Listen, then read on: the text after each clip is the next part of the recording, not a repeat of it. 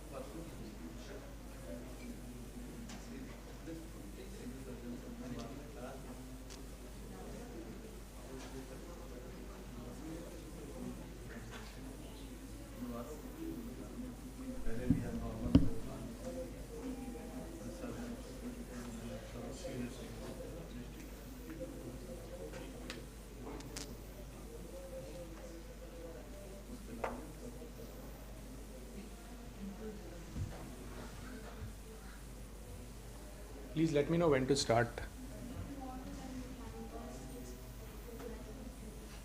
Yeah, I mean, totally up to you. Shall we? Everyone.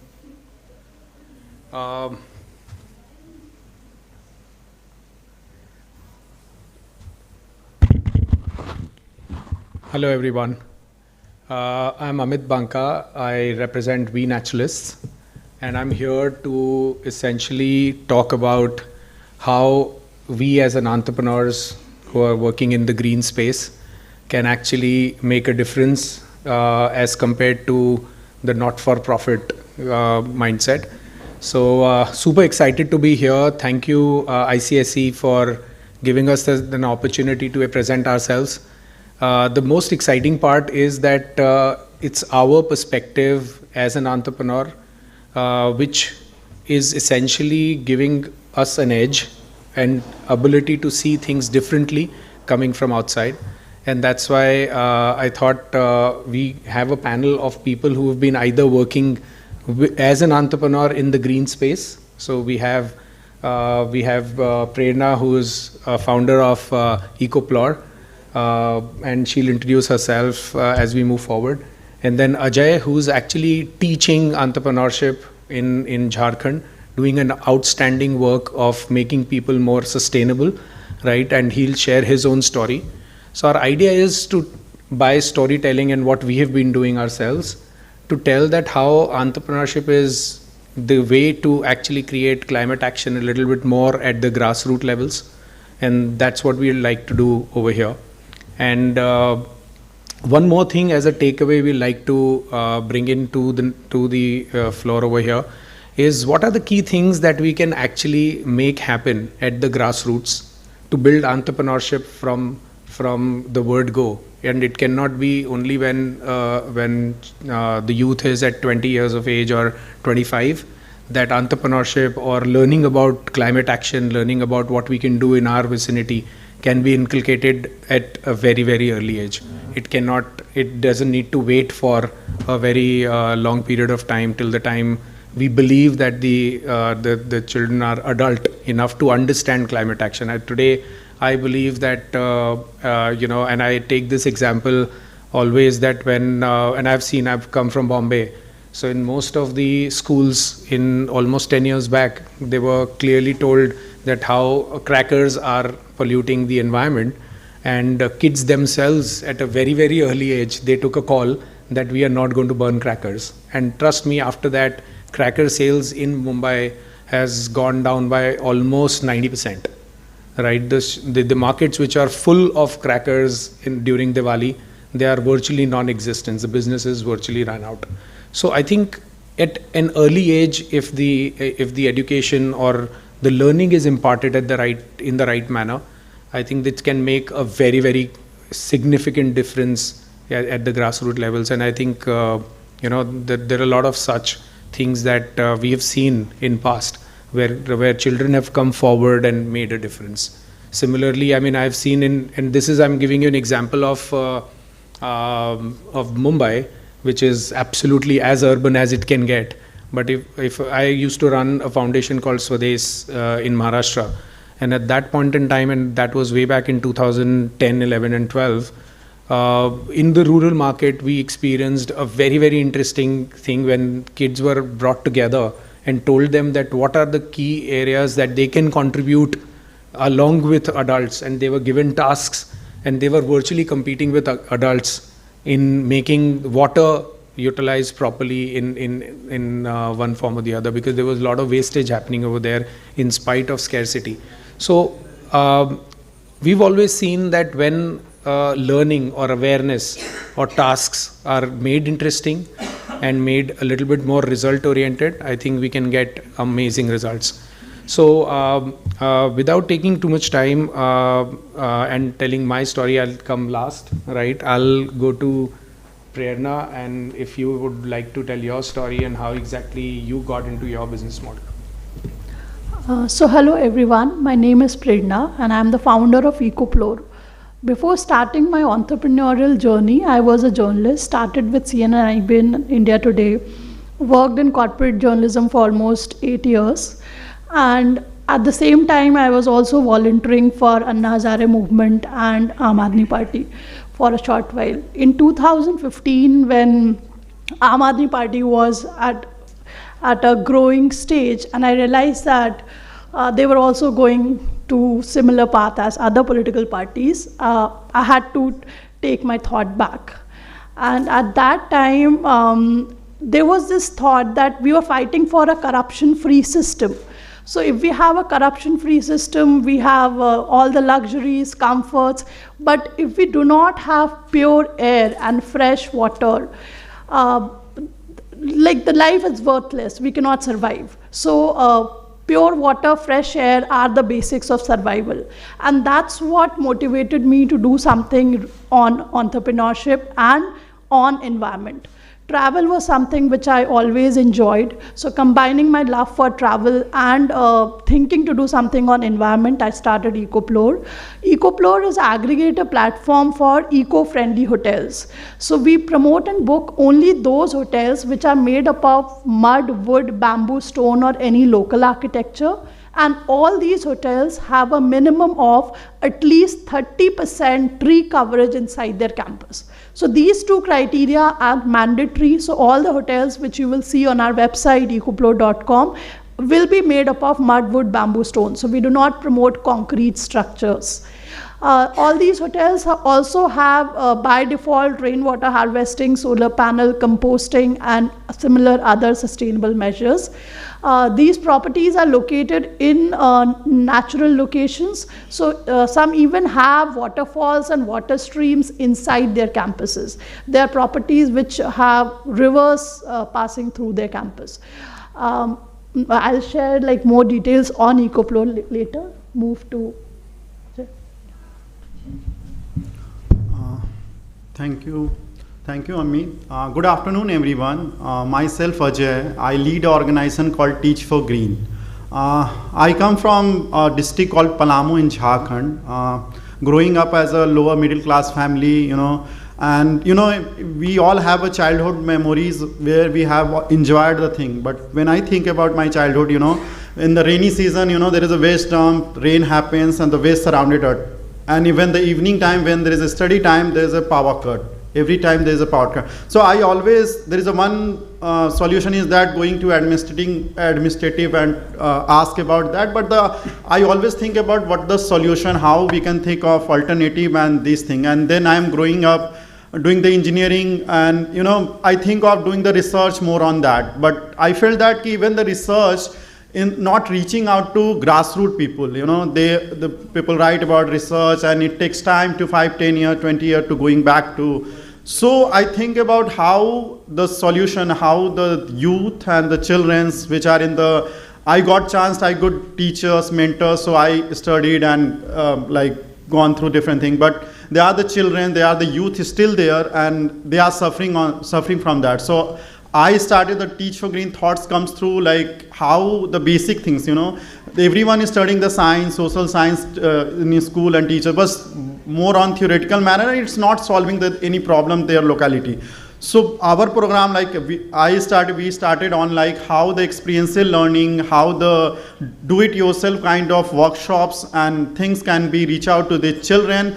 So we run a 2 program. One is a green school, green community, where we work with the government school systems, where working with the children, 6, 7, 8 graders, one thing, and reaching out to teachers and principal, because they don't have much skill on that level and resources, so we kind of facilitate their teachers and students so they can use their science and social science syllabus and make this school a green campus as a lab. They do something on. And the other part, rural green entrepreneurship, where the youth from the rural areas which are 10 pass out or 10, 12 pass out doing nothing.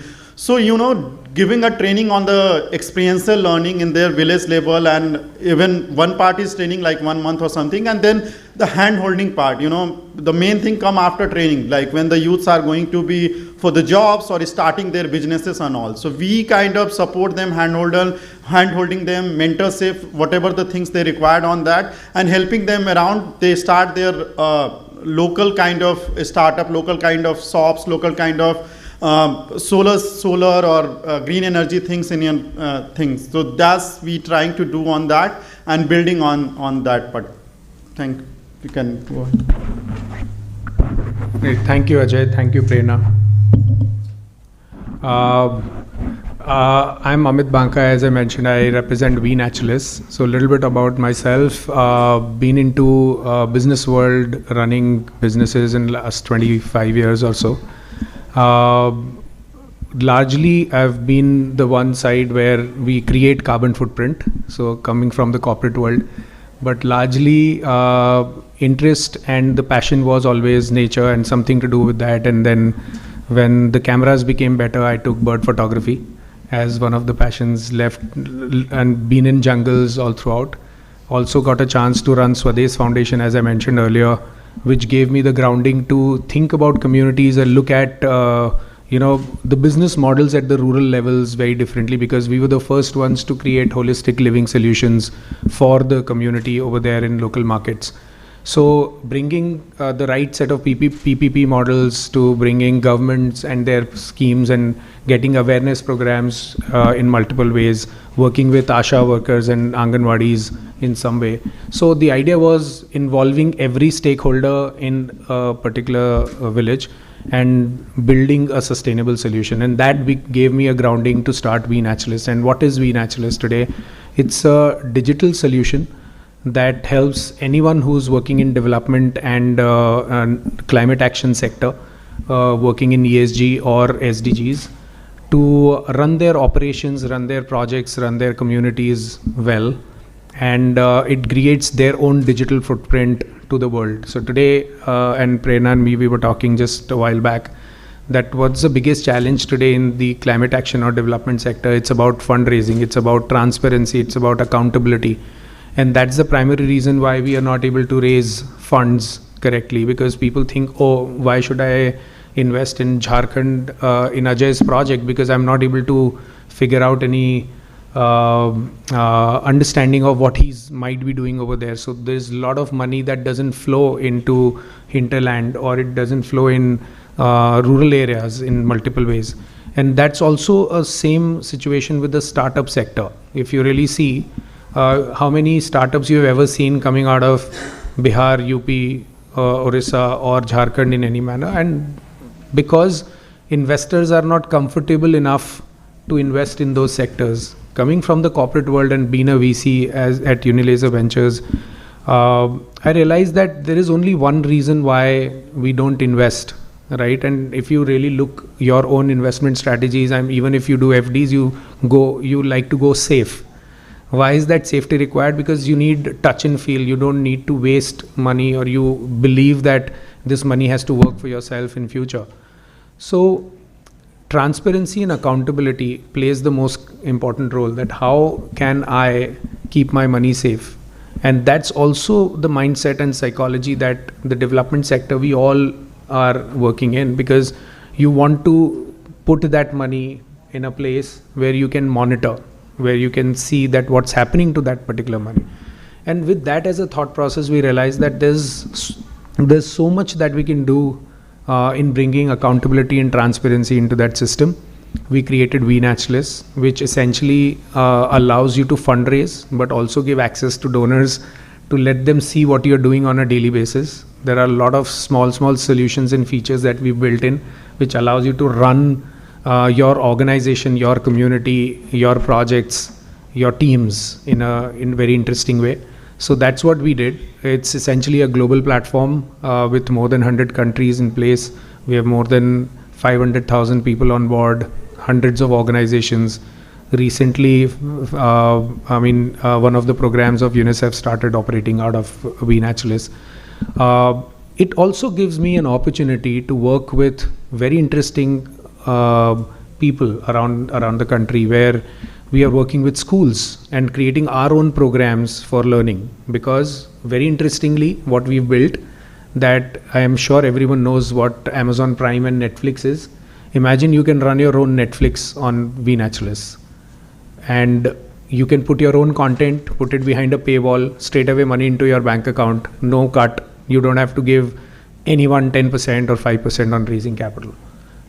I don't think anything can be far more easier than this, right? Why we are doing these kind of things? Because that's the empowerment that we believe that this sector needs. This sector needs transparency, and that's why you should be empowered. You should feel empowered to do whatever projects that you're doing without any hindrance, right? So we are partnering with schools now to run their eco clubs.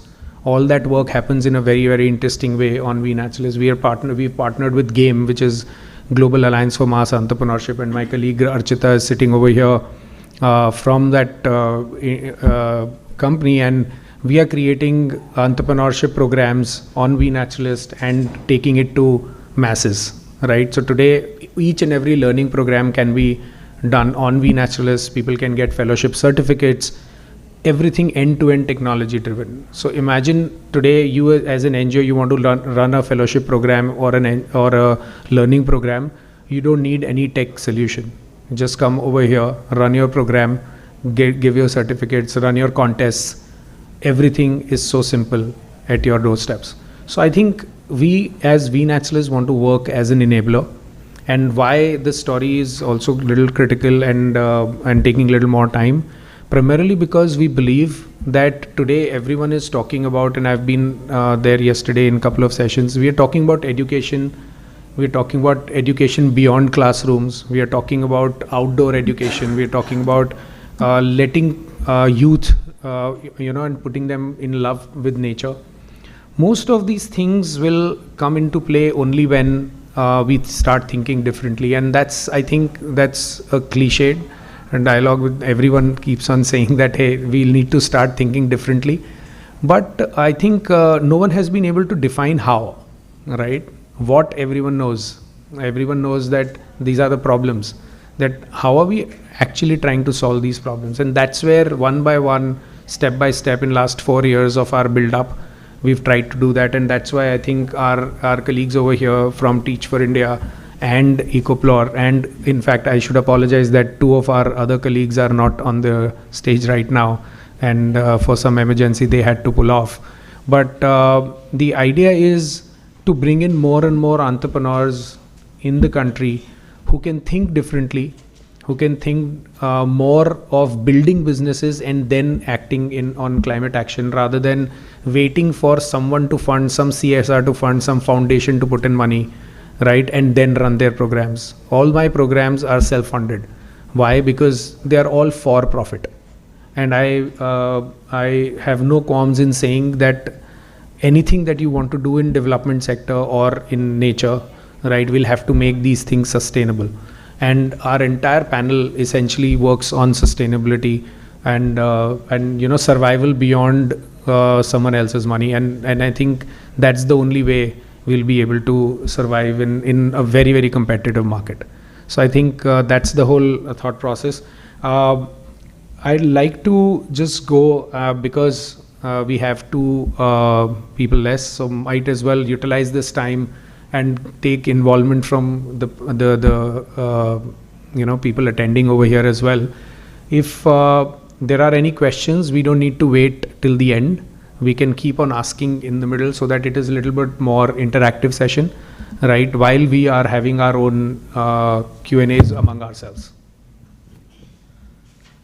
Hi everybody, my name is Priyanka. Hi, Priyanka. I'm a corporate professional, so yeah, on the other side of carbon emissions. My question is that, in your experience, what are the factors that has enabled climate action to reach at the grassroots level? What has been some of the things that have worked well for you, or maybe some things that have not worked well for you, so that we as budding entrepreneurs can take inspiration from it?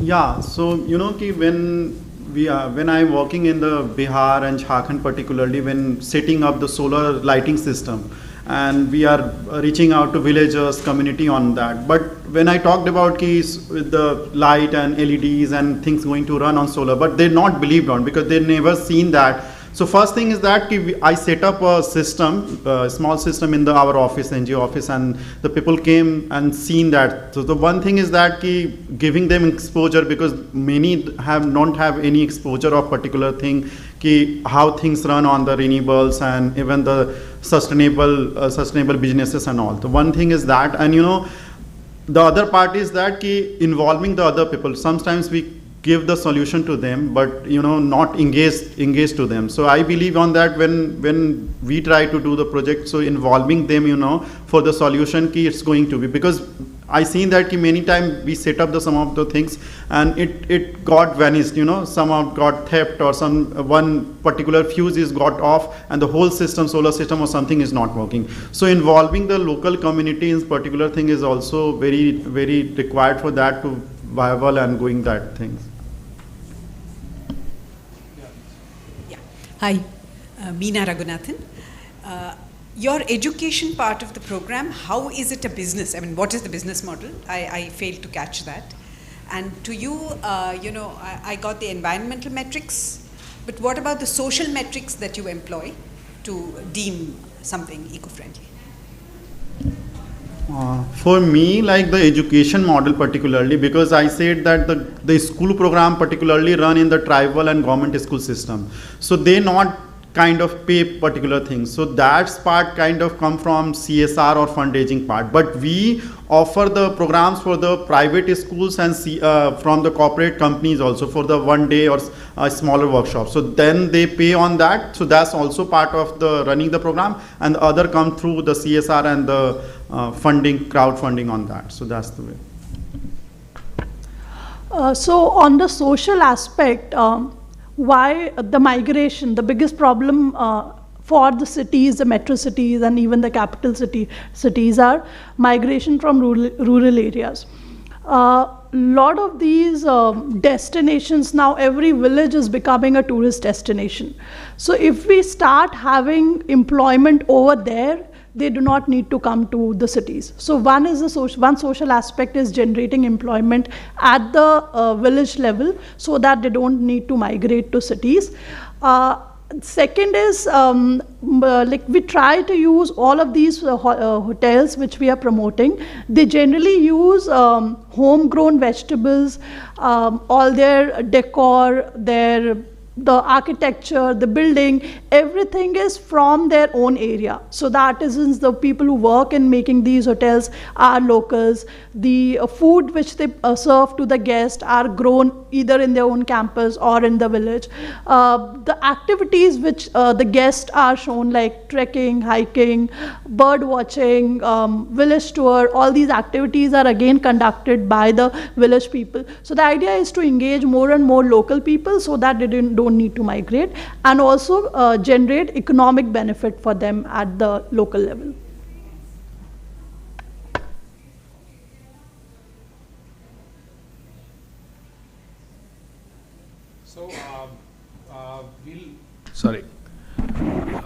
Just a couple of questions that we must actually talk about is about the job creation in this space. So, and especially when you are looking at exploring the world a little differently, right? And there's a concept cell. A lot of people have in India, almost 80% or 90% of the population still doesn't travel. Forget consuming something like which is considered to be a luxury, right, today. So how do you see these kind of things percolating down to the lowest common denominator here, and which becomes more of a, it's no more called a luxury, right? And because of that, and because of the volumes increase, you are able to drive volumes and the job creation. So as you mentioned that sustainable tourism, what we are working upon is a niche sector still in India. Before COVID, the situation was very different. Post-COVID, people actually started opting for alternative accommodations, homestays, and traveling to lesser crowded areas. So before COVID, the situation was like when we tried to sell them mud hotels or wood cottages, they had a lot of misconceptions. Post-COVID, they wanted to go to places which are very isolated, which are serene, which are close to nature. There's less crowd, less noise, and not like the usual Shimla, Manali kind of places.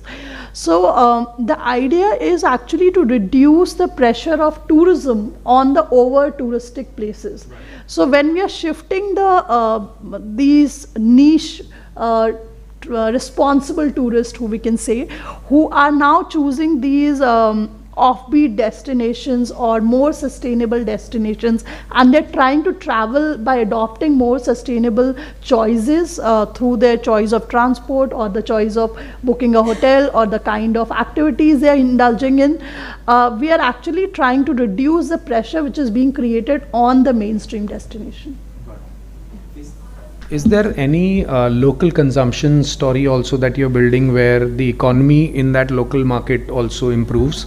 Because if you look at, there are concepts which are also talking about 0 kilometer consumption. Yeah. So are you also developing those economies to create job creation? Yeah. So one thing, like there's this concept called net zero. It is a very widely used term in the sustainability space. We are discussing on that. Net zero doesn't mean that we'll stop consuming things. We will consume, but we need to balance out our way and reduce the consumption and reduce the carbon footprint which we are generating. So when you talk about the story, like there are a lot of these travel packages now being made which are like zero carbon emission travel packages. Now when you're traveling, then you're creating carbon emission by default. But one is by choosing the right kind of hotel which is emitting the least amount of carbon, by going for activities which are around the hotel instead of taking a car and moving around and creating carbon emission by the transport, consuming the food which is locally grown instead of having maybe pizza and pastas which are not local food of that area, and engaging in folk dance activities or local performances which actually create employment again for the local people over there. So these kind of packages are now becoming a trend gradually for those people who consume consciously, and consuming consciously in every direction, not just travel or not just the clothing which you wear. So this term sustainable is now applicable to whichever sector you look at. We cannot limit it to only, for example, if he is into teaching or creating awareness or making students aware about sustainability. It is not just limited to that. It is limited to every aspect of our life. Whatever we are choosing, for example, the next thing which I'm thinking to buy, I should just be conscious that whether I need that thing or not. And I think not buying things is the best way to become sustainable. That's right. Ajay, in your case, I think job creation, and especially in the areas in geography that you operate in, it's in which way is a challenge. How do you think that making more and more green entrepreneurs in your area is going to change the dynamics and economies of that area in terms of job creation? And what has been your experience in the last couple of years? Yeah, so areas we work like, the forest and the rural areas, So one part is that there is a resources, there is a forest. So one part they are earlier doing on the cutting and just selling that. So this going to be vanished. On the other hand, the skilling part, they are the Palamu and the other area in Jharkhand, they have the bamboo, more on ground things, even the clay art, there are different kind of trees and all, and even on that. So if our skilling more part, our focus on that, how we are skilling them on the different kind of, one part is like green energy, one is the natural farming, other part is the bamboo art and all. So how they can use that local resources, and they can using these resources and also further reserving also and taking that benefit, and their livelihood opportunity is going to increase. So that's way like we are focusing on how their local habitat, local reserve, local forest area, local habitat will be reserved, and their livelihood will be going to increase. Right, and you've seen that change happening in last whatever number of years that you've been operating over there? Yeah, so last 5 years, like, when we are starting the first few years, like 1-2 years, there is a restraint from the use and all, where they're going to sell where they're going to start that. But when they start doing on that and reaching out to other villages, and when then market, and now the internet is reached out to every places. So by the social media, by the WhatsApp, they are circulating, and it's growing up. So now there are the different kind of, one is solar, one is the agriculture, another is a different kind of bamboo or other artifact. So these are the different areas they are now working. So there is a market also, and they are giving the jobs creation to their local also. It's not like individual. They are giving a chance to other youth as well, making a team and working on particular thing. Right. Thank you. Couple of pointers on the consumption side that we've seen in last few years of India's change in making the top 5%. And India's top 5% of the demographics, they consume maximum amount of luxury or skincare, personal care, the services that are required, and they are more categorized as something which is SECA kind of a consumption pattern. But if you really see, the maximum carbon footprint is also created by that consumption pattern. So if you really look at all the malls and the consumption that's happening outside of that is very negligible, and that's already sustainable. So if you're looking at rural market, our rural market is already sustainable, right? They don't eat out much. Their clothes last longer, right? And they're not splurging money, right? So if we and that's a global report that clearly says that the top 5% needs to change, right, and get their choices right to make that impact. And I think that's one area that most of the larger organizations have already realized, and that's why they are taking a lot of effort to ensure, whether it is Google or Apple or Coke to that extent, because they can't tell their consumers to be sustainable. They have to first make themselves sustainable.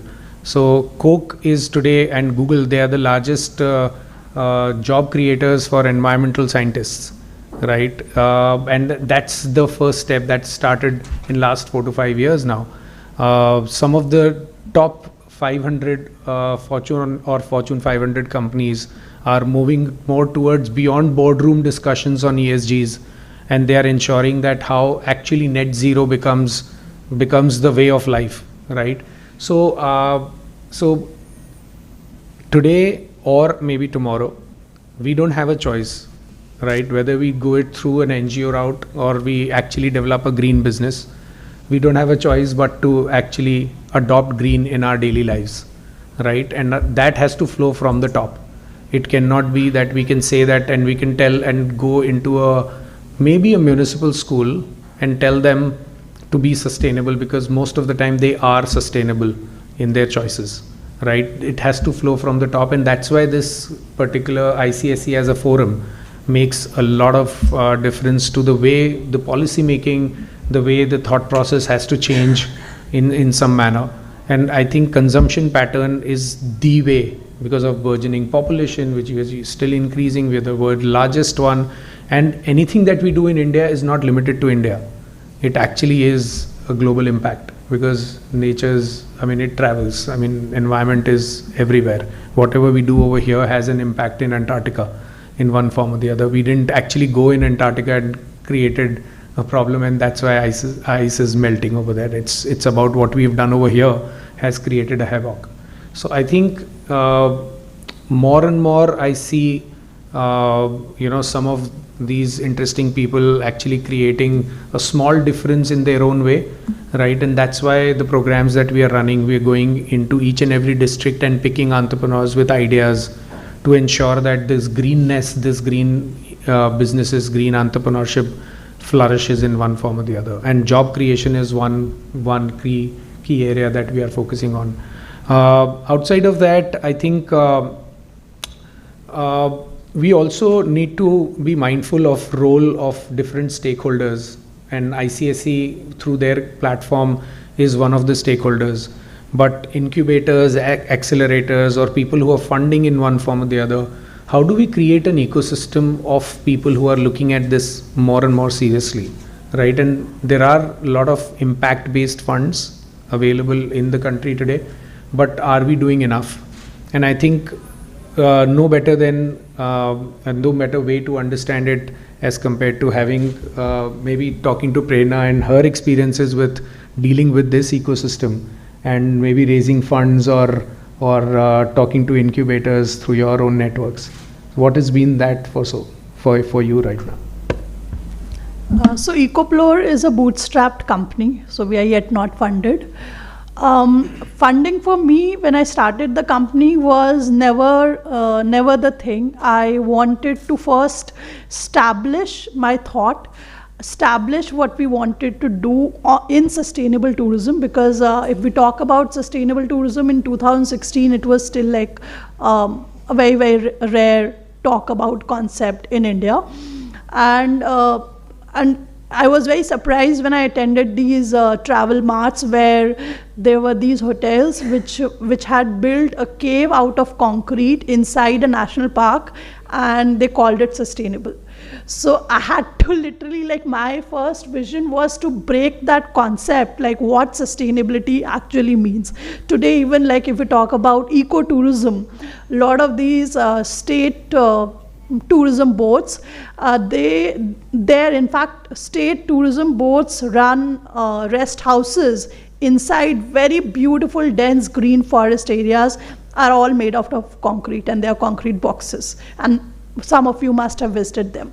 So the very idea of sustainable tourism is something which I first wanted to establish, and I think in my past 6 to 7 years of working on EcoPlore, through EcoPlore we have established that. We have established that a sustainable hotel cannot be a concrete made hotel in a beautiful serene area.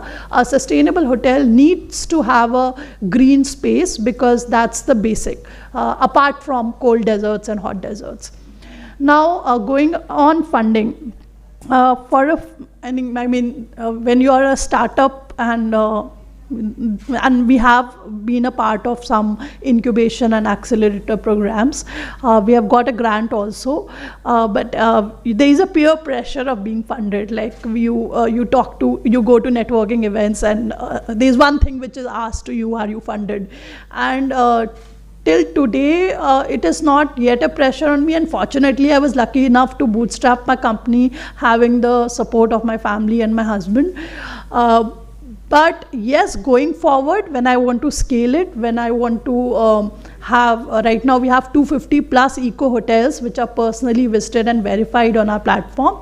And we have taken the pain, I would say, to personally visit each of these hotels. Because in India, you can't just trust on the basis of photographs and just talking on phone.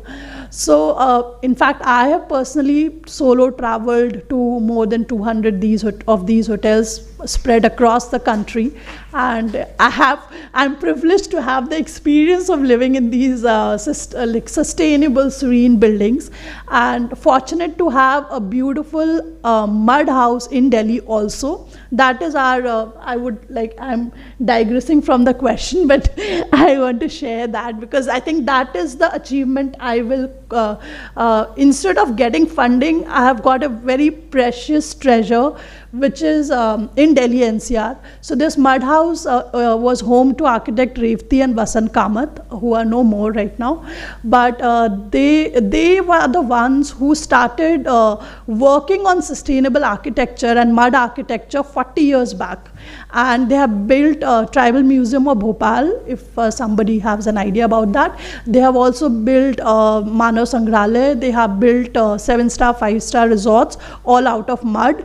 And this was their house, and fortunately we took it over last year, and we have opened it as a private museum. So in India, we do not have concept of private museum. In Europe, there are many such museums. So I took inspiration from Casa Batlló, which is a Gaudi's museum in Spain. I've not been there personally, but I learned about it, and I connected to that the most. So we have opened it for day visits from 11 o'clock to 5 o'clock, in which we provide lunch and some snacks and to keep you engaged. And it's an architectural marvel. So, we have almost like 1.25 acres of forest in middle of the urban area. So from our terrace, we can see Omex apartments, which are 25-storied buildings, and we have a microclimate of our own. So when it doesn't rain around the area, but it rains in our campus, it is as micro as that. So I can, like after we got Vanbhoj last year, so that was my biggest achievement, that the family trusted me and gave that to me to conserve it. And all of you can, it's by the name of Vanbhoj, and you can visit it since you live in Delhi. The idea is basically to experience sustainable living. We all talk about like there are a lot of these sessions happening on sustainability, but very few of us are actually living that sustainable lifestyle. Sustainability is, in fact, it took me 2 years to understand what carbon emission means. It was such a complex thing for me. But now when I understand it, it's so easy. But I strongly believe that a lot of college students who are studying environment still would not be very clear on how do you calculate carbon emission and what exactly it means and how you can reduce it. So by opening Vanbhoj to public, we want people to come, spend a day, live sustainably, experience mud architecture, experience the beautiful forest. We have porcupines, monkeys, mongoose living in our space, which is in middle of the urban area. It's not in the outskirts of Delhi, it's in Surajkund. And I want to invite you all to come and experience sustainability at Vanbhoj. It is a 25-year-old. It was constructed in 1994. And they were like 35 artisans. And so somebody was talking about employment. So they actually believe that India has such a large population that we don't need technology, we need more handcrafted things, because we need to give employment to people. So on the one hand, we are talking about AI and machine learning, but at the other hand, we do not know what we are going to do with the billion population we have. So there were 35 artisans who lived on that land, and for 1.5 years they built the entire house, and there is no architectural drawing of that house. And I do not know why they did not make a drawing of it. They actually lived there and got it done in front of them. Yes, I stay there. So it's not a homestay, so there is no night stay. No, you can stay at our 250 other hotels, but not at Vanbhoj. Sure. Yeah. Thank you. Thank you, Prerna. I think these are the stories which actually will bring kids and everyone else closer to nature, because otherwise it's so difficult to experience nature and the nuances of nature very easily in urban market. So I think thank you, and it's a great place and tempting to visit it. As far as your model is concerned, I'm sure you've taken a much difficult route, right? And education, and that too at the grassroots level, and building certain things sustainable is never easy, right? And something which people don't understand that very clearly. So how do you see fundraising or maybe creating your own stakeholder environment as a challenge, and especially coming in from Bihar, Jharkhand? Yeah. So yeah, to Teach for Green, we Teach for Green started also by bootstrapping, reaching out to friends, family who supported earlier, and we on the same time we had conducted the workshop with the different schools other than which are paying and all. But when going forward, we seen that one part is that we can go to private schools or something, we can do the workshop, charge something on that. But our belief is that the children's, as Amit you are also saying, the world, the climate change is happening and it's affecting them, like which are very poor, which are underprivileged to them, and things are getting worse, and to educating, to reaching out to them, to skilling them, to changing their mindset is very important. This year only 15% rainfall only happen, and everything depend on agriculture in Jharkhand is on rainfall.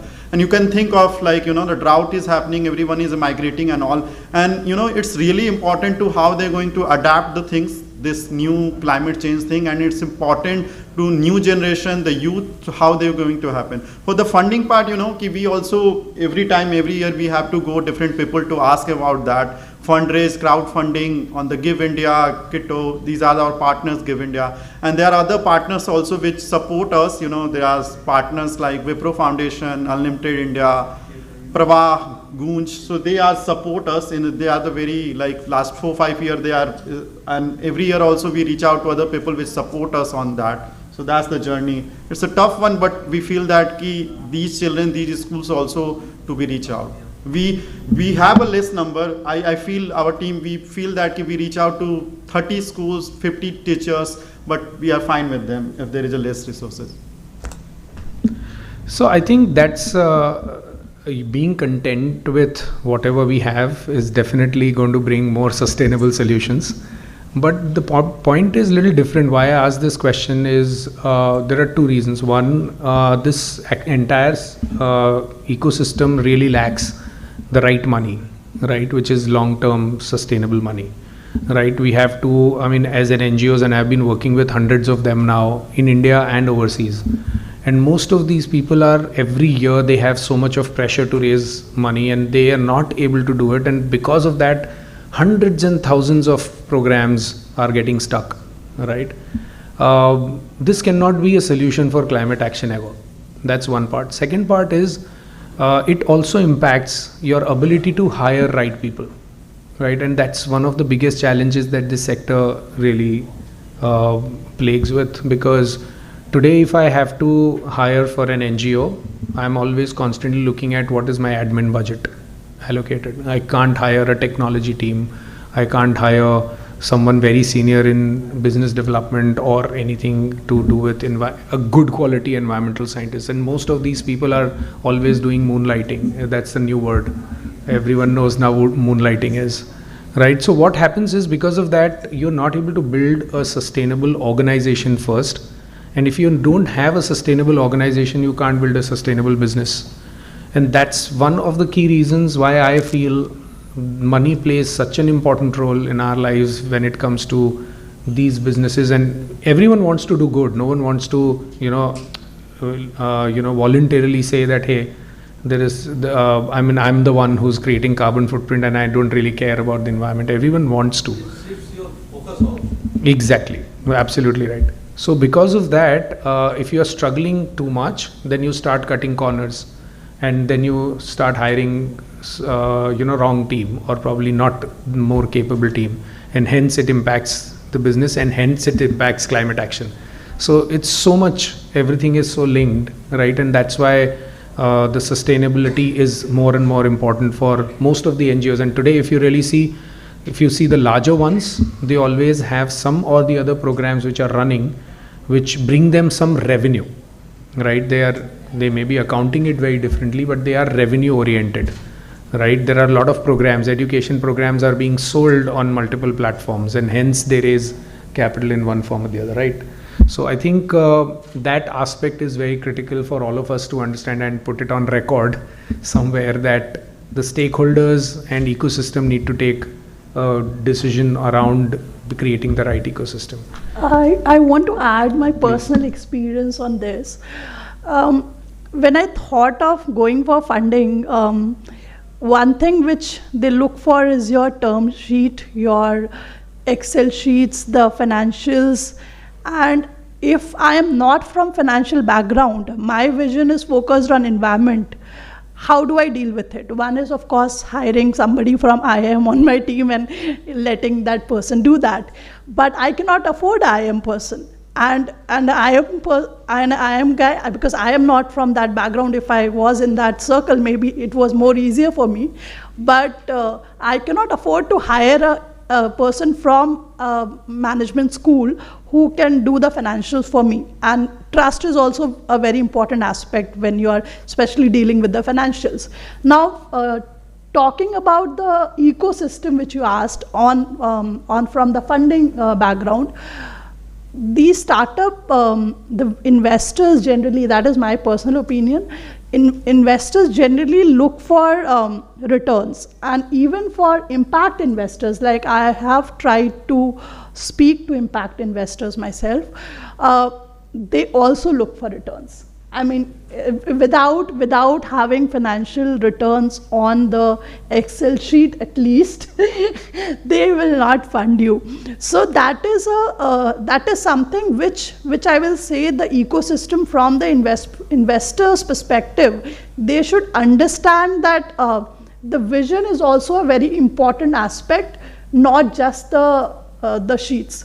Because maybe I can crunch good numbers, but if I don't have a vision, if I cannot create a good product, the numbers are useless. And that is why it's just 10 out of 100 startups which succeed.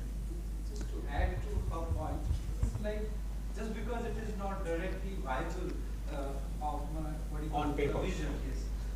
When we are working on this sustainable this thing, it is not directly viable option for an investor. So, if I just have some basic questions, is there any option to tweaking these policies or to working on the government policies where they would support the investors or the some kind of what you call parameters they provide? You support these people, we will give you some kind of incentive, like you have this corporate CSR fund or something similar. I mean. So I have my experience on that. I'm talking from experience, nothing from theory. So I have tried to reach out to these government funds, even like SIDBI, and there are a lot of these announcements which happen every month. Like some of the state government will say that we are putting 100 crore, 10 crore, or whatever. I literally we digged out how can I benefit from this scheme, and I know a lot of. People who head these incubation and accelerator platform, they also have no idea that how to take benefit from that scheme. It's like those government funds, how do they operate? It's such a it's not a transparent channel at all. It's a black hole. It's a very, very complex system. It's like what my suggestion. It's like there should be some kind of incentive from government. See, there are CSR available for most of these organizations, whether it is MNCs, whether it is a private sector, they have some funds. To generalize that to NGOs or I get it. Like government should somewhere they have to work on this, like the policies. So just a couple of things. Firstly, coming to your point on Excel sheets, I've been on the other side of the table investing. So as a VC, I can clearly tell you that vision is most important, right? And I mean, Lenskart has been my investment in 2012. So at that time, I mean, no one could have ever thought that we would ever buy specs online, right? But we started. So point is, at that point in time, it was just a vision. I mean, I could have clearly said that it's an Excel sheet, right? But to be honest with you, I have a little different view on making returns, right? So as an entrepreneur, you should be more focused on making returns, right? Then only, so assume that your investor is your money, right? So why will you put in money in your business? You will put in money to make returns, right?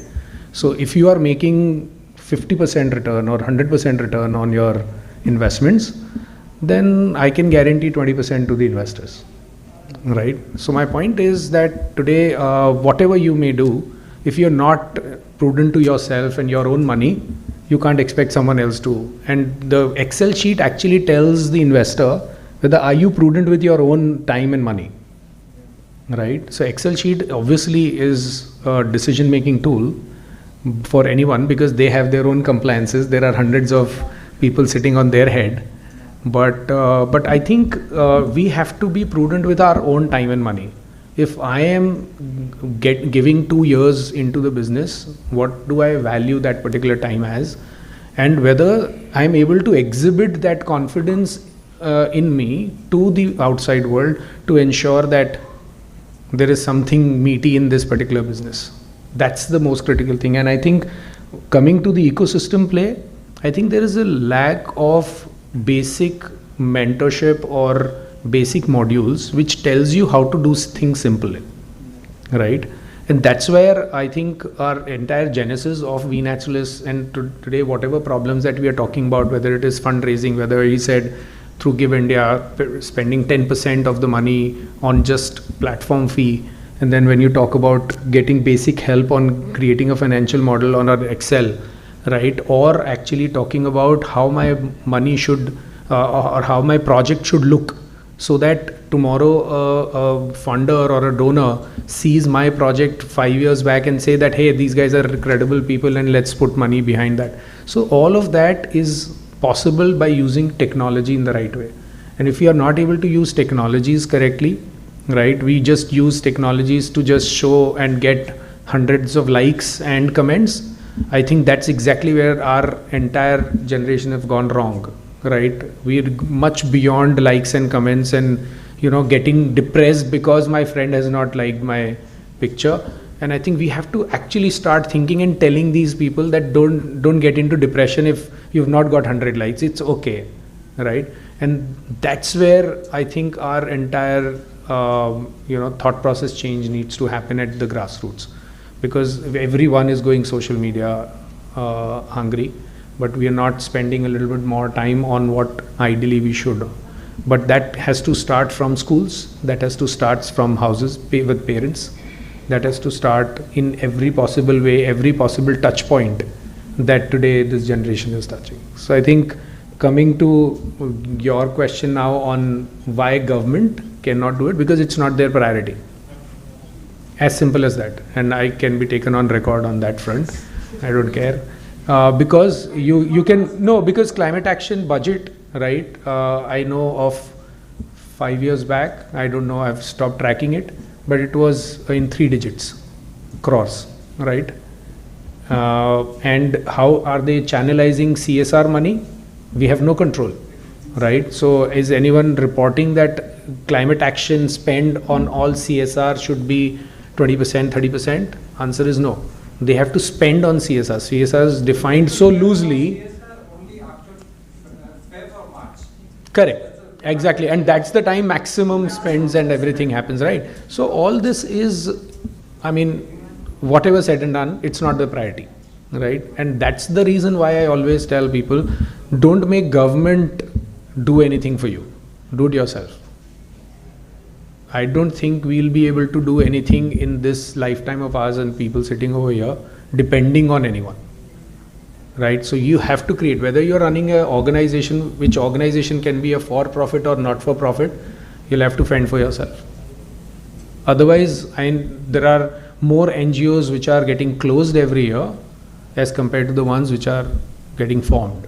right? And it's not only in India, it's worldwide, right? And go to Africa and you'll realize because Africa that's their business, right? I think if you really see it in multiple ways, I was shocked with the kind of stuff that's happening there, but I love the way they really transform, their entire being, right, and give it to the development sector. That's what they're developing right now. So I think most of these things will fall in place when we take control in our own hands. That's it.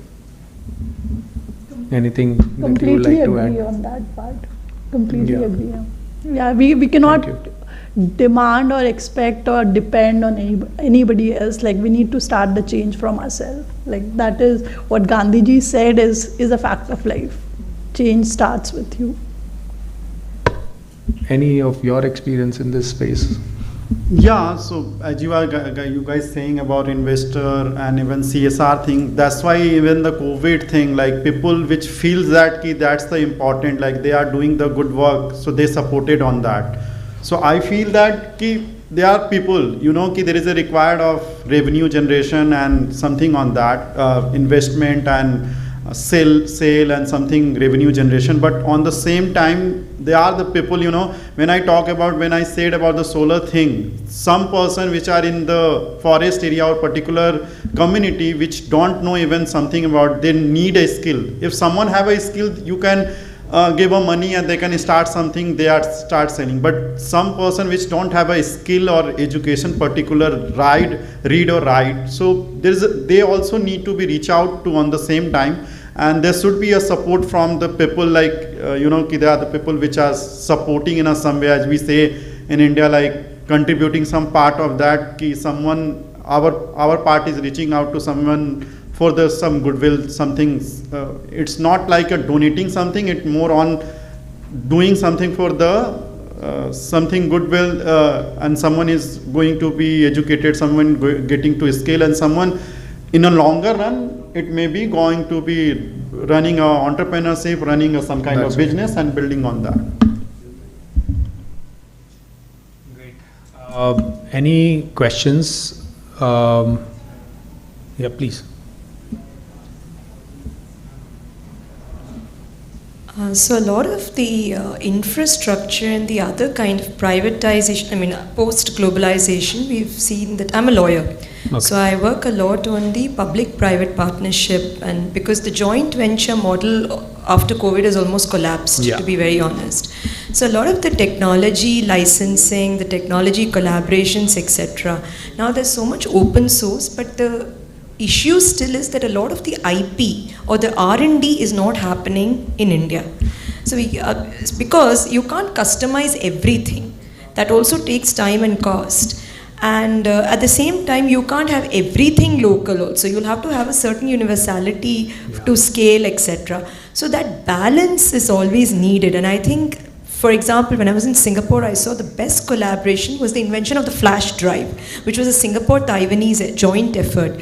So why can't it be that even institutions can be created? Because everybody has a limited lifetime. And we can't, have an ego to say that this will go on for generations. We'll have to institutionalize knowledge sometime. And that in ancient times was such a great thing, because they are the ones who's actually ensured continuity of knowledge. So the knowledge, the R&D, the investment, why can't all these things come together as an institution or a consortium? Because that's the way of the future, because this will keep changing. So, in terms of even having something rooted here, but then you universalize it, you apply it in multiple spaces, times and spaces. So that's an effort that I've always wondered, because a lot of the investors that I work with, they're always complaining about, oh, this cannot work, there it took more, so this failed because it. But why can't we have a collaborative effort instead? Give everybody their fair share, at the same time have a license or a IP which is sourced at our place here. At the centralized I'm addressing this to you specifically, because you mentioned Lenskart. I wonder where the IP is. So IP is a very for-profit thought process, right? Unfortunately. It's also very scientific. Very scientific. But the point is that IPs are created when you have a very clear vision of what you're going to do with it, right? Because any IP created, as you rightly said, it requires R&D, right? It requires a lot of legalities around that, and it requires, let's assume that we are talking about education content itself as an IP, right? Today, you should see the quality of that content available. You will find that it's not of the topmost quality that it should be if it was a normal school that you would be running that content with, right? Why is that so? Because we're not investing adequately in that, and that because of that it's available free to everyone, right? So investments going into the climate action sector or a development sector needs to go to a completely different level for us to talk about IPs or talk about long-term sustainable product development in some form or the other. I'll give you a very simple example. There's an organization in India, I don't want to name. They have more than 100,000 specimens of yesteryears, and they are lying somewhere, languishing in their offices somewhere, right? And we started digitizing them just to ensure that that's an IP in all practical purposes, and 35% or more of that particular, those specimens they belong to, they are all extinct creatures. So imagine the value of that IP. And what is that IP doing? It's somewhere in their storehouse and they don't know what to do about it. And if someone from Oxford or Harvard, they want to learn about that species, somewhere they'll come to know that, oh, this organization has it. It takes them 6 months to reach them. By that time, the thesis is over. Right? So this is what we are doing with our own content, which is already there, which is one of the most precious IP, I would say. It's lying with us. So the point is that today the learning or awareness is required for us to know what we are sitting on. What's the kind of content we are sitting on? What's the kind of stuff that we already have, right? And then see if you can, if it is IP-able, right? And then start monetizing it. Once you do that, right, it will give you more and more confidence to invest in further IPs. So You're saying that data is a gap. Data and recording that data for long-term usage is a bigger gap, right? That's again the thesis of V-Naturalists. So we are exactly, that's exactly what we are doing right now. So today our process in V-Naturalists is built in such a way that if you create your own project and you monitor it to the T, 5 years, 10 years, 20 years later, you can go and click off a button, you can see what all you did, right? And what were the learnings, and you can share those learnings with people who are doing it at the cost. So imagine the recording of action or climate action or work that you've done at the grassroots is a biggest challenge right now. You don't have right recording because people have not spent on it, because that was not paid for. They were paid for creating a project in, say, in Kanpur, in Noida, in some hinterland somewhere in his location. But has he recorded each and every learning in certain way, the way a for-profit organization would record to be applied in future? Answer is no. So everything boils down to structuring processes, money, thought process, vision, as she was saying, that she must be thinking 5 years, 10 years, because she is envisioning a for-profit business model. Right? How many people are building that organization for future? We are building it for today because मेरा सबसे ज़्यादा struggle है आज, मेरा आज का पैसा किधर से आ रहा है इस project के लिए? That's my biggest challenge right now. How am I going to pay for this month's salary? Right? So survival itself is under question. You're not able to hire a very basic individual to do your basic social media, right? How are you going to invest in IPs? Yeah, I have an example to share on this. You're talking about recording things in hinterlands. MC Mehta, a lot of you would know him. He's an environmental lawyer. I have visited his house multiple times. All his work, I mean, he is the highest lawyer in our country who has worked on environment. And all his papers, the original papers, they are lying in ruins. There is nobody to digitize them. I tried myself to talk to different people, but we couldn't find somebody who can digitize all the original papers and documents and the files, different cases which he has worked upon. I mean, it's such a sad scenario. If anybody, I mean, since I know him personally, if you go to his house, it's like one entire big hall is full of papers, and just, and only a legal person can do that, because not everybody will understand it. And it's such a sad thing. We're talking about IP here, like our Ramon Magsaysay awardee and a Padma Shri and a Goldman Environment Prize lawyer, his material is lying in ruins. So why are, like, we are not clear on the, like, why talk about the roots? And at that level, if you're not able to spend money on, right, or see the value in what he has, forget spending money. Are we really valuing what we have? Exactly. That's the biggest challenge. I mean 100,000 specimen of species lying somewhere and not utilized for anything. Imagine the kind of wealth that we have for our universities and global universities to do research, right? And it's not there.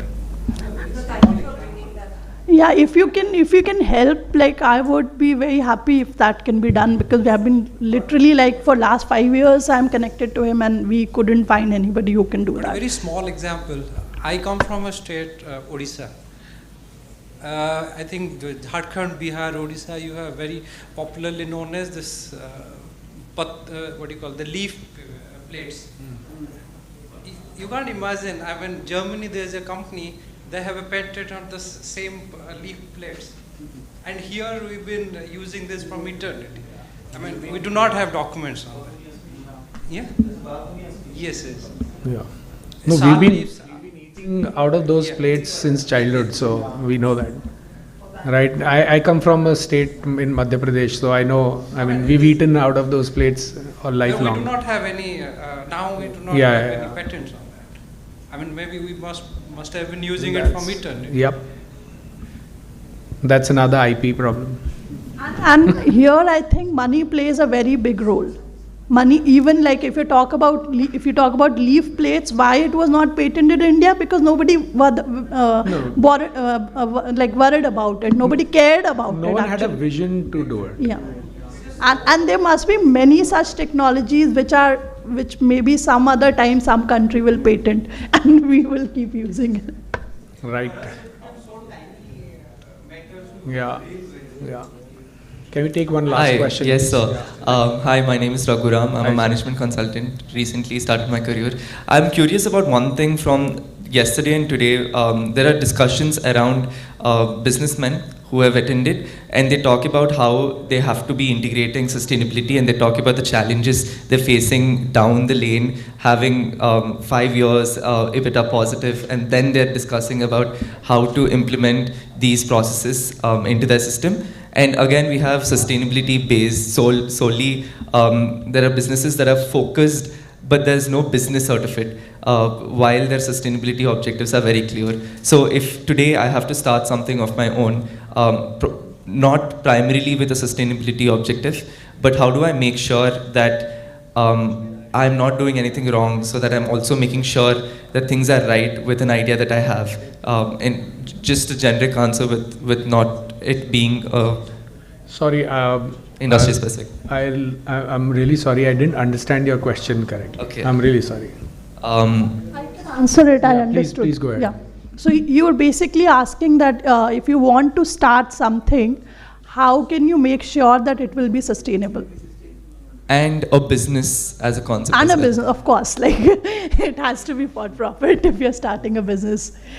So as I mentioned earlier, that maybe if somebody was starting a company 10 years back, sustainability would not be like a thought. They did not need to give a thought to sustainability, and why these conferences are being held and why these bigger companies are also now talking about sustainability is because it's the need of the hour. We cannot stay away from it. We cannot excuse ourselves from it. So if you're starting any company, be it on anything, whether it has to do with sustainable action or not, whether suppose you're tomorrow starting a shoe company, it has nothing to do with sustainability. But you have to make sure that it has to be a sustainable shoe, because the future, if we do not become sustainable right now, we cannot survive. We already we have passed all the measurements which are done about the survival. Already the global temperatures are rising. So whatever you are starting, you have to make sure that you are taking all the right sustainable measures, and it has to be as you mentioned, that it has to be profitable. So all sustainable businesses are going to be profitable in future. The non-sustainable businesses will not be profitable in future. And the Western world is obviously moving towards it. We are saying that when Coca-Cola is still making money. So Coca-Cola is not doing anything wrong. Yeah, what you said. Why is Coca-Cola doing anything wrong? I mean, maybe just 1 minute on it. The ingredients. What is the ingredient? Also the plastic bottles. No, that's okay. We can replace plastic with anything else, right? But what is the problem with I think the sugar and... So sugar, you any which ways have a lot of laddus and cakes all your life, right? So what's the problem with sugar? Don't consume. It's a choice, no? It's a choice. Nobody is forcing you to. Exactly. So that's the problem. We need to shift our choices. That particular choice is yours, right? There are schools which do not have aerated drinks. They have taken the choice in canteen, they'll never serve it. That's the choice. Why can't we make a sustainable choice? Yeah, it's about us, right? So I don't consume any aerated drink, right? That's the choice I made almost like 10, 12 years back. But that is for my own health, nothing to do with environment, honestly, right? I may not consume plastic. I carry my water every day in my steel bottles, 2.5 liters every day, and that's how I have made my contribution to it. That is the choice we make. You don't consume, but that's the market you're dealing with, right?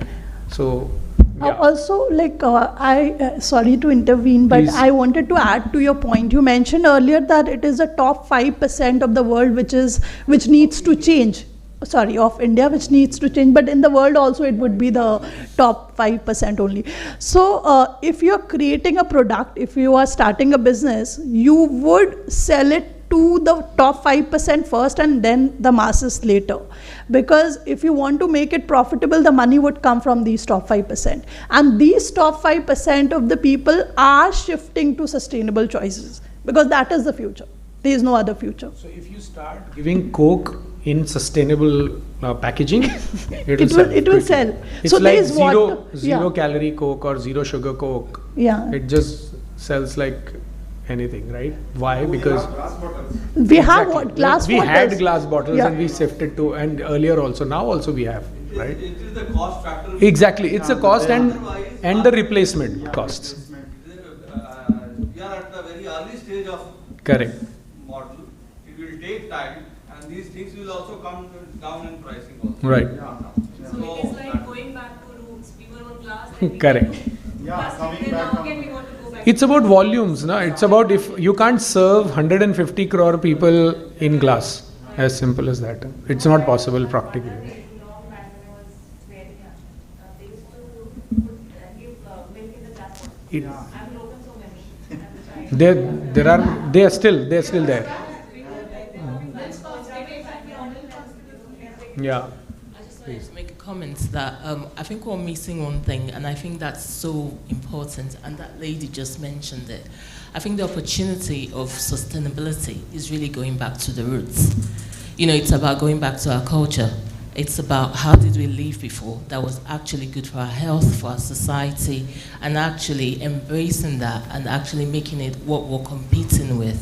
Right. So it's not really, you know, I like the idea of it's global, but it's actually local to global. And I think if we start from that thinking in terms of what you were saying, in terms of what you were saying, if you wanted to start a business, what benefits my people, what benefits me here today, then I think naturally the ecosystem will get back to normal. Yeah, so the complete, the summary is basically we need to go back to our age-old practices. In addition, taking with us all the new technologies which we have invented. So there's one example which comes to my mind whenever I hear this. In Auroville, Auroville is a hub of sustainability. I met this guy, he was from Israel. His kids were using very modern iPhone tablets, and they were walking bare feet. And like throughout, not just in the house, but even outside, they're walking bare feet. And Orwell has like lot of, matlab uski jo sadkein, they are not plain, they are like all dusted and all. So I asked him that why are your kids not wearing chappals or slippers? He said he is getting energy from the land, from the earth. So that is what we need to go back to. We have to, in earlier times, जब मैं छोटी थी in my third, like in my age of less than 5 years, I spent my childhood in a hill station in Chhattisgarh, and I hardly remember wearing slipper and then going to play. Like हम आसपास में हम सोचते भी नहीं थे. अभी आज के टाइम पे तो घर के अंदर 10 बार सैनिटाइज होते हो आप पहले. Hello. Yeah, just here. Sure. All these thoughts, actually wonderful thoughts, and definitely as an individual, that is something to be done. And you are mentioning Gandhiji and quoting, like, it is not the government we have to look forward to or look at to. We have to do our bit. But at the same time, there is a thing that you cannot, or anyone cannot put that responsibility of this crisis, this mammoth crisis, on me, right? The government is there, it is their mandate, it is their duty. We elected them, we are paying them, right? And then there are enterprises. You said that enterprises need to take that responsibility, whether it be for-profit or non-profit. We have seen that in past, that enterprise with CSR funds, with private equity, venture capital fund, they do amazing work in building proof of concept. In India, solar, the whole trend of solar came into being with the private equity and CSR. And then once it was tested and proven that it is financially viable, government took it up, and then it is at scale. Now that scalability is there. So government needs to come in, take few things up, whether it be through IPs, what you were discussing, or whether it be through proven models.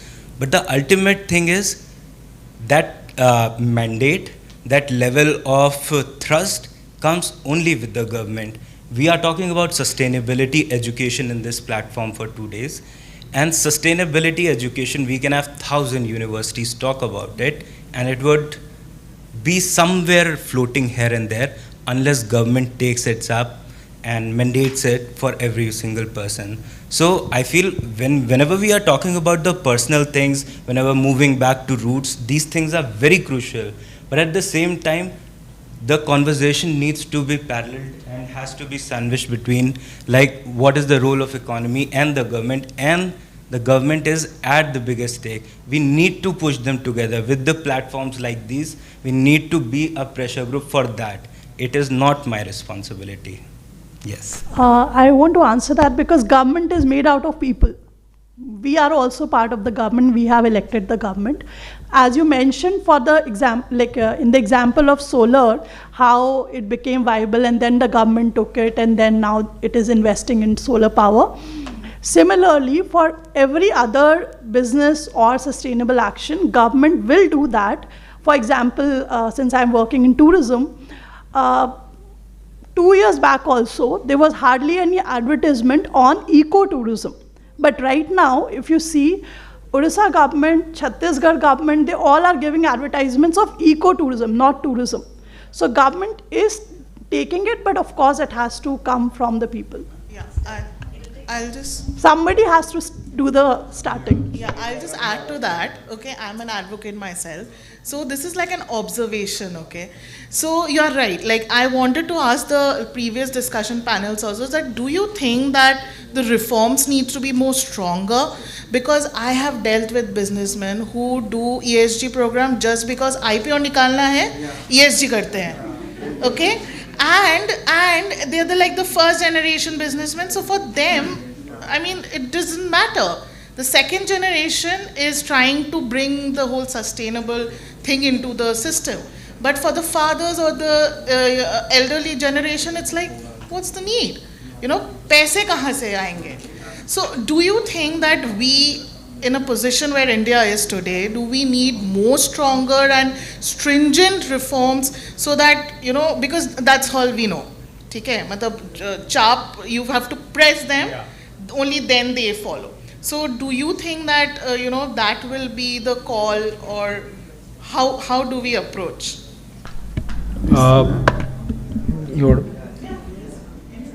So, quick one on this, without taking too much time. I think anything that needs it's a pressing need, needs to become a priority for someone, right? As I mentioned earlier, it has to be a priority, right? So today, when all the reforms, whether it was solar energy or hydrogen power that we were talking about, or green hydrogen we were talking about, it became an announcement, right? And then the private sector followed, right? It was a 26 Jan or 15th August announcement, right? And then there were 5 massive applications that came in, right? But these are large scale projects which are for-profit projects. The moment a for-profit project is announced, there will be a lot of takers who will come in, right? But we sometimes end up mixing multiple things here. Green hydrogen is an infrastructure project, it's not a climate project. Because that's the need, because coal is getting dried. We are not taking call because of climate action, we are taking calls because of probably we don't have natural resources left, right? Or the cost of natural resources is going higher, right? So it's about the cost, and that's why people say let's invest in solar energy because that's free, right? So my point is that unless and until climate action in itself becomes a priority, we will not be able to push anyone to create that larger reform, right? And that's visible in all the actions that we are taking in the country. So I'm talking about very macro right now.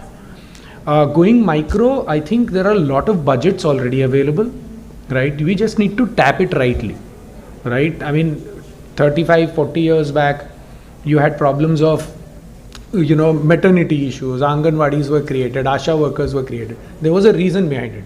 That was a reform, right? And it's a case study in itself. We have not yet reached there as far as climate action is concerned, but to be honest, I can see that happening in last 3-4 years. Yeah, but it's less. That's again, yeah. Also a small note, like when you mentioned कि previous generation person, they don't care like कि ये है क्या. तो उसका reason एक ये है कि आज हम सस्टेनेबिलिटी पे बात ही इसलिए कर रहे हैं because we have destroyed the climate so much. And which generation did it? Like it started from our parents' generation, and then we are doing it, and then our future maybe. To be honest with you, that debate is useless. And I don't know why that debate is that, we have to save for someone else, we have to actually, our predecessors have spoiled it. Yeah, I mean, it's okay. This is the environment we are living in. Let's protect it. As simple as that. I mean, it's useless conversation. So sorry, guys. I mean, we'll have to take a rain check here. Thank you so much for your support. Right, amazing questions, and I just hope that we are able to build our environment sustainable. Thank you. Bye bye. Thank you to all the panelists for this wonderful session. And I just want to request all the audience over here to please wait for a few minutes. It will be a short facilitation program we'll be doing. So may I request Amit sir to please give the kits and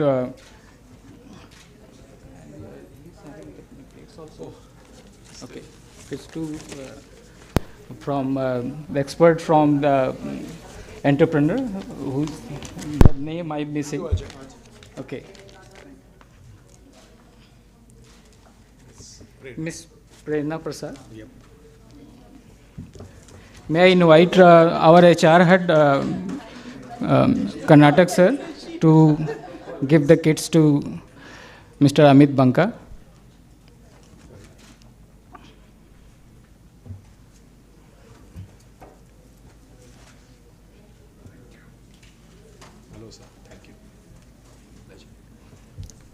It was a wonderful session, and it was a blend of both Miss entrepreneurship and how it will come to forefront with the technologies like we Naturalist is providing. Thank you for joining this session.